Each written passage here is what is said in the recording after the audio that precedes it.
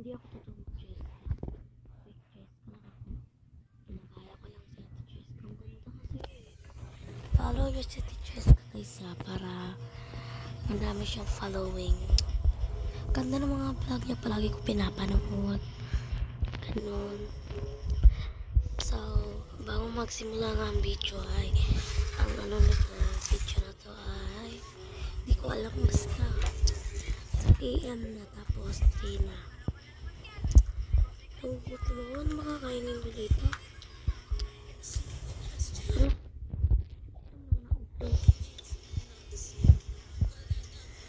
Huwag na lang ako matulog para naman